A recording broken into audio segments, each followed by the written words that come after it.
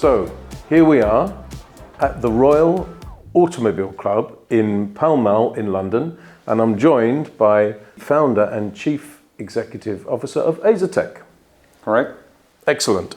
So first question, obvious question, what is Asetek and what does Asetek make and sell? So what we're living off or living by is actually liquid cooling for gaming PC. So it's quite an exotic niche, but a gaming PC tends to be pretty noisy and extract a lot of heat. So what is it now, 25 years ago, I guess, I made this invention of doing a small liquid cooling device that will fit right into the PC. And today we are selling that to the big computer OEMs that you know, HP, Dell, Alienware, NZXT, Asus, and all these famous gaming brands. We are behind most of them in terms of liquid cooling. So your liquid cooling systems are inside all those proprietary brands? Yes. Yes, excellent. So that's how you make your big bucks, but tell us about the sim systems that you make.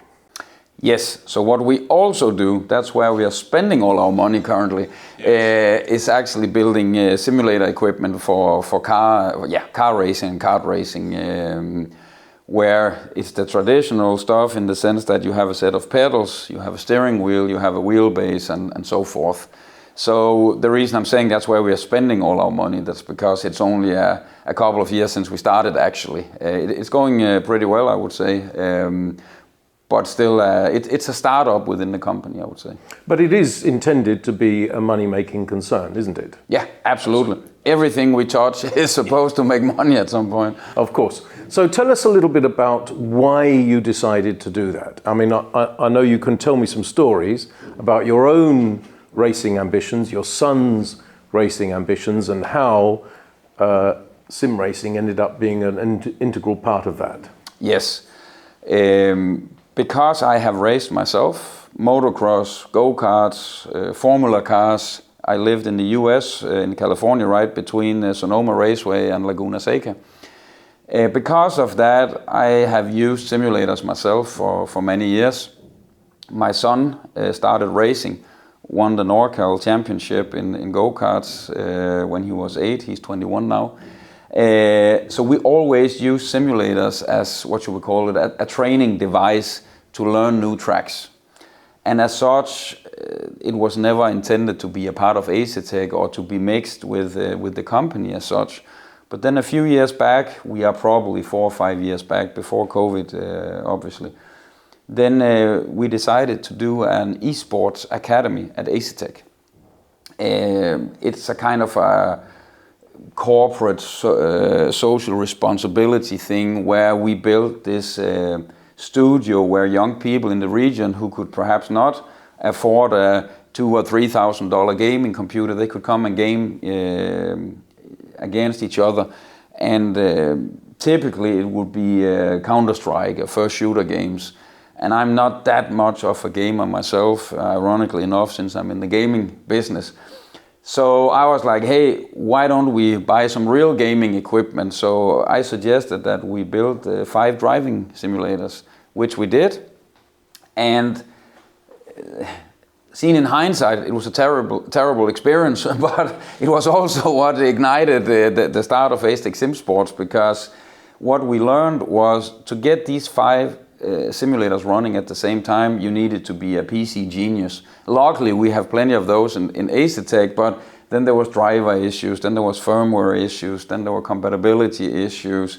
It was a mess. On top of that, the hardware, in my opinion, did not feel really good. It did not feel like a car. It felt like going to an arcade to have fun, which has its own place in the world, but not when you want to simulate a car. And even worse, you know, buttons were falling off, wheelbase is not working, pedals disconnecting, and that's actually where I said to myself, I wonder if we could do this better at Asetek. I'm almost sure we can do it better. And then I started to dissect what is liquid cooling. It's thermodynamics, it's mechanical engineering, there is firmware, there is electronics, and there is software. So in other words, what we know as mechatronics. And if you do the same to a simulator, you don't have liquid inside and you don't have the fluid dynamics, obviously, but you have the mechanics, you have the hardware, and you have the software. Yeah. So that's also mechatronics. So I'm like, wonder if we should do that. And then I started to become halfway pregnant. I started discussing this with the board, and of course there was some pushback initially.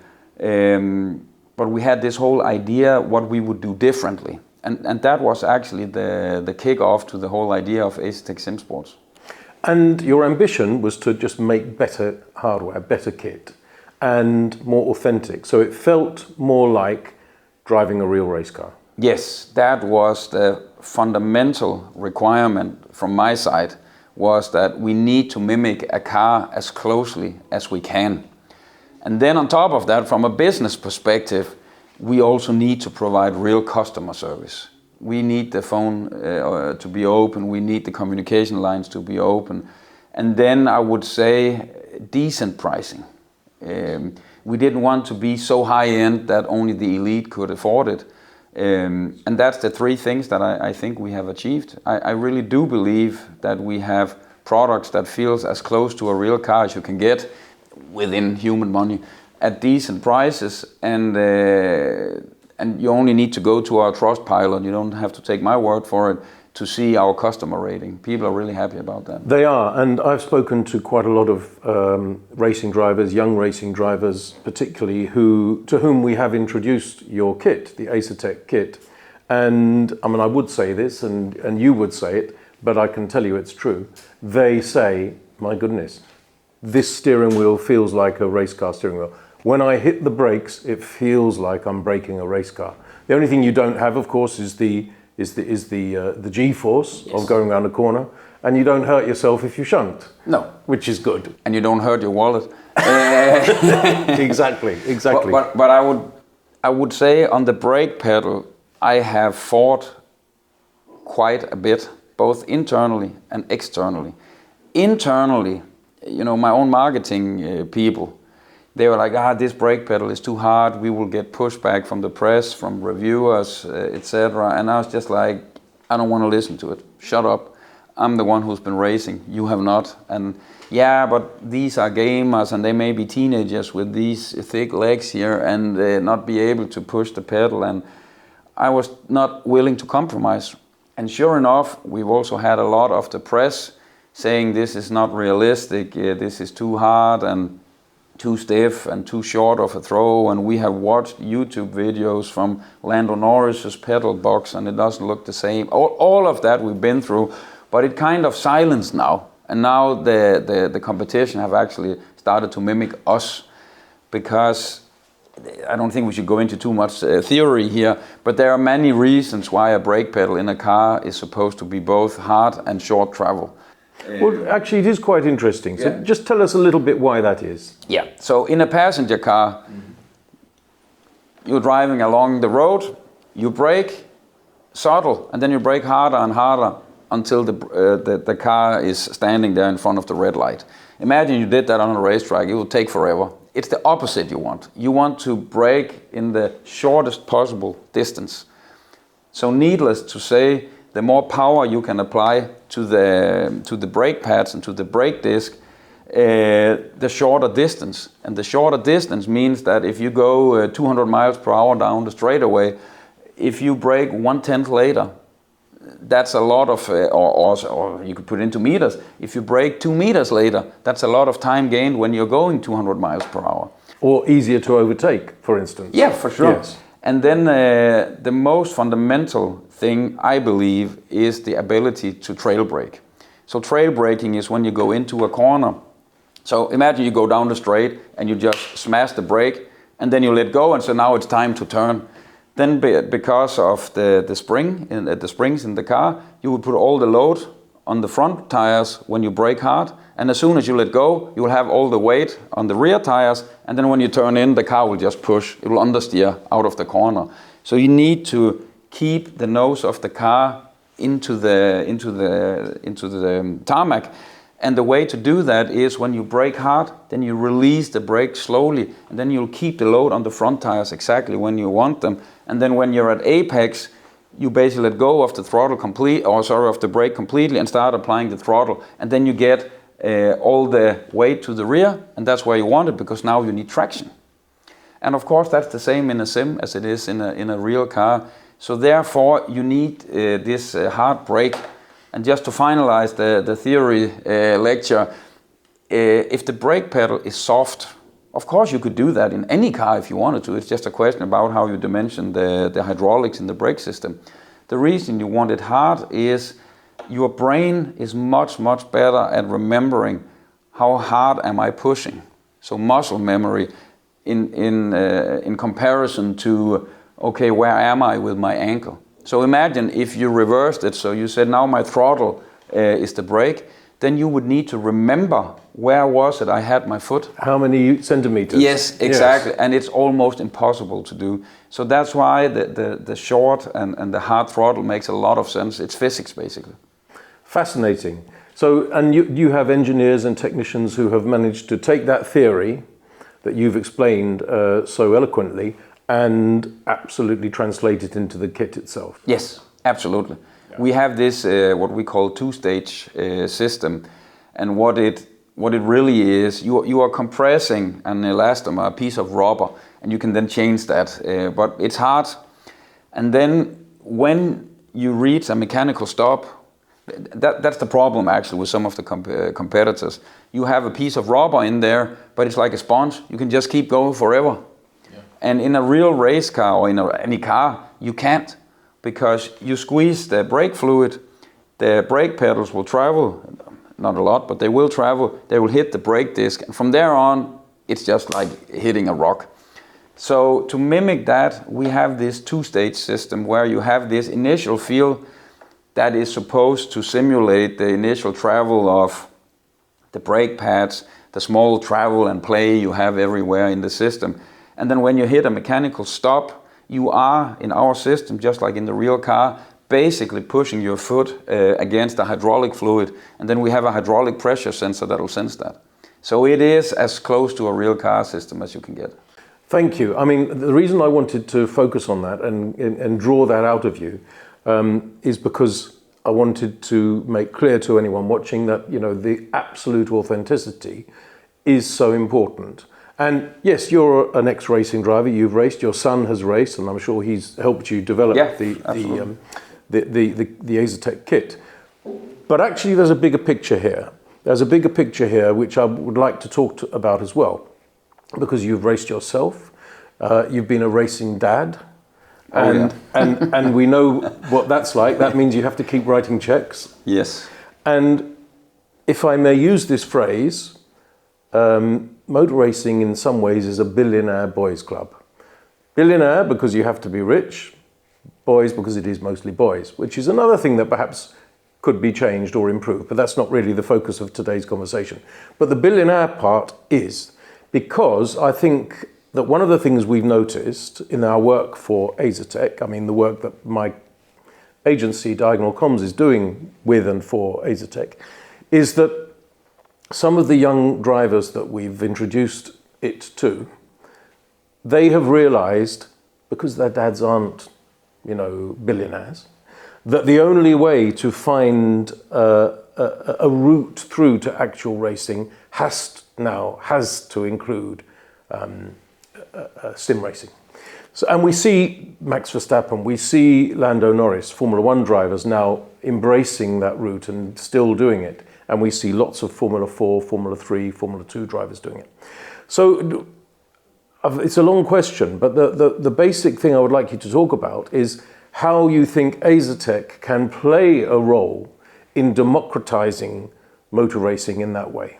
Yes, I've learned it the hard way. Actually, my daughter and my son were both doing go-karting back in California. Yeah. My daughter thought I was yelling too much of her, so she actually stopped. But my son hung in there. Ironically enough, she's actually trying to do a Formula One career, not as a driver, of course, but she's actually trying to get in because she loves racing so much. And with my son, we just quit, let's say, professional racing this year, actually, because we simply ran out of money. And this is a point. If you don't mind me saying so, Yeah. you're a successful guy. Yeah. You run your own company, you founded it, but you still don't have enough money to push him through racing. No, we have enough money and we can get enough money. And what I mean about get is I created a business network with a lot of sponsors that is actually sponsoring my son, not because he's my son or they want to get rid of their money, because we gave them something back. So I would argue we have been pretty successful. But with that said, we still did not have the money to go testing. We still did not have the money to drive for the top teams. And the few times where we've had the money or the opportunity to do that, he's also delivered. But we just got sick and tired of just being there. We want to be you can see it in Formula One. You know which team to drive for. There are small peaks up and down, but in general, it's the most successful ones are unfortunately also the ones with the most money. That's just how it works. And that is the bigger picture also of Asetek SimSports, that if you really want to make a career within real racing, then at least it's very cheap, low cost to get really quick in a simulator. And if you are really quick in a simulator, especially I would say in our simulator, or at least in stuff that's realistic, then you can go and apply it on the track, and you can save yourself a lot of money in terms of testing. I think it's got to be the way ahead. I mean, obviously I worked for 2 years for Aston Martin. I was hired by Lawrence Stroll. Now he has the other approach because he happens to be a billionaire. It was very nice for him. Sorry to interrupt you. Yeah. Let me put it like this. Yeah. If I would do exactly the same. So there are no hard feelings whatsoever. And I'm not criticizing Lawrence. No. I mean, Lawrence loves his son, and he's done a great job for his son. Absolutely. Yeah, and he's worth billions. Yeah. So he can do it. Of course. But it's not available to 99.999% of dads. No. It's not possible. So another route has to be found. And that's one of the reasons I'm so evangelistic about the work that we're doing with Asetek.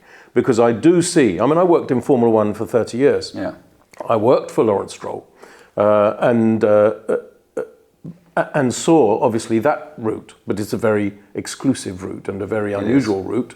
But the sport that I love, that you love, that hopefully a lot of the people who are watching this video love, we do need to democratize it. It has to be more open. It has to be more available to normal people. Yes, especially because I think 10, 15, 20 years ago,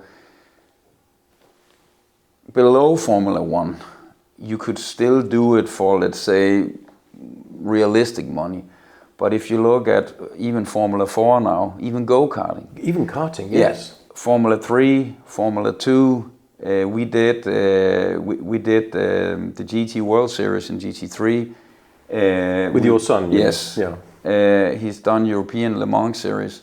The prices are just going crazy. And I did speak to an executive from the championship, European Le Mans Series, that is, just casually in the paddock.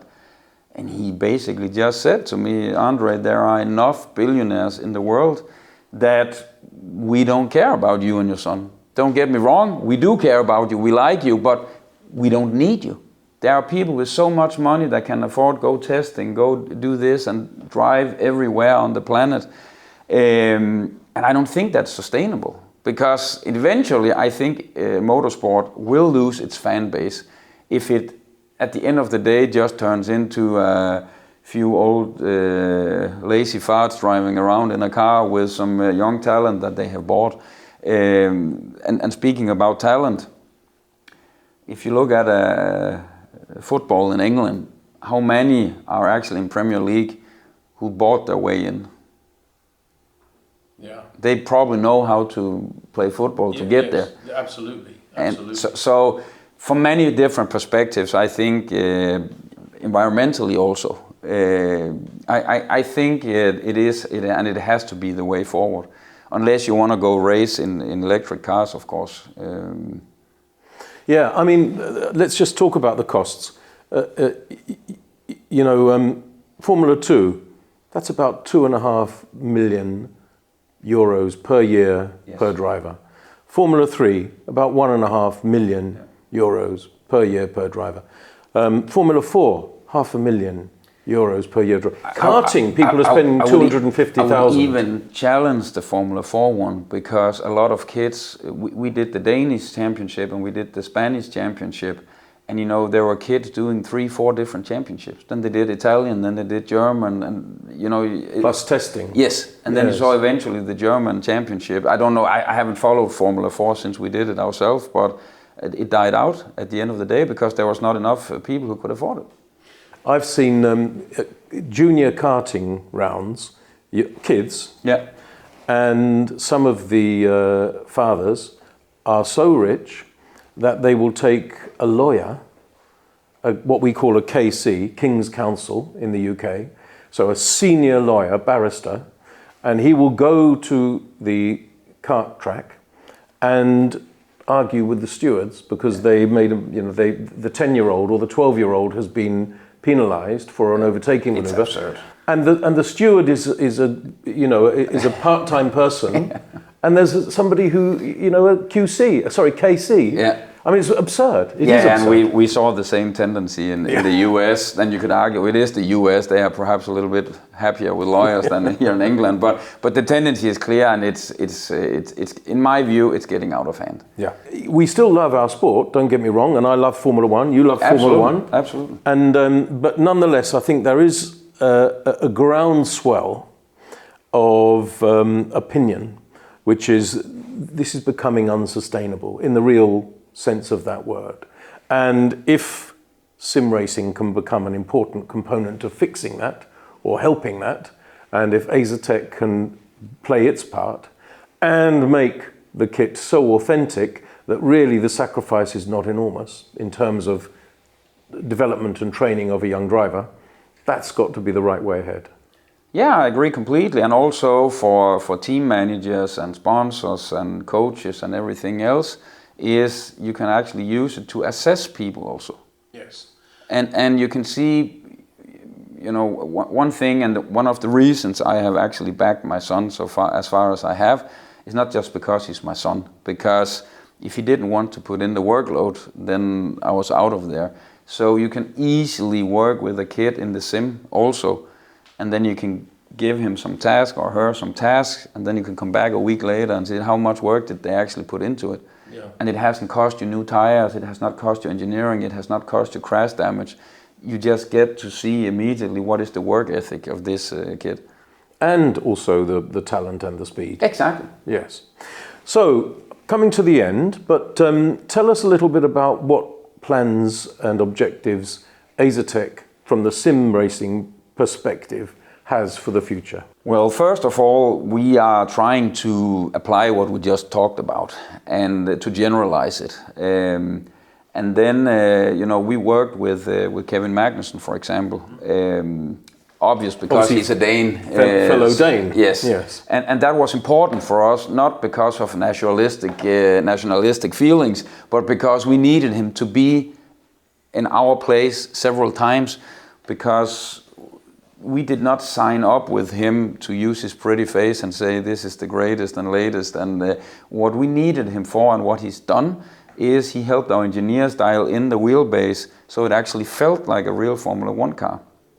And it's interesting because he's not naturally a sim racer. He's not massively thrilled about it, like Lando Norris and others. I would say quite the opposite. Exactly. He's actually been outspoken about that. In terms of simulators, to him it's a hobby or a game. It's not useful. But that's almost all the more useful to have him as a consultant. Exactly, because he's been super critical. And I think if you look at sim racing as a sport in itself, so only online, no real racing, I think the way we tuned the wheelbase together with him, I'm not sure that's necessarily the best or the quickest if you want to win a computer game, don't get me wrong, but if that's your objective. But if you want the real feel of, okay, this feels as close as you can get, then I think we have come very far. And Kevin said himself that this is the closest that he's ever been to a Formula One car outside their own multi-million dollar sim, of course. And keep in mind, we do that with different cars. And if you have one of our kits, as you call it, you can just download a profile. Now it's a Formula 4, now it's a Formula 1, now it's a GT car, and it takes a split second. Just imagine how much experience you can get in no time. So anyway, getting all of that out there, and then also keep pushing prices downwards so it gets more and more accessible. That's also an objective we have. Also to make more money, of course, so that we don't get at fault for doing the same as motorsports, really, that we can only target the really rich kids, but also to get it down. Brilliant. Listen, it's been great talking to you, André, and I think the two messages are authenticity of equipment for the absolute realism of the feel and democratization of the sport via sim racing. I couldn't have said it better. Thank you. Thank you.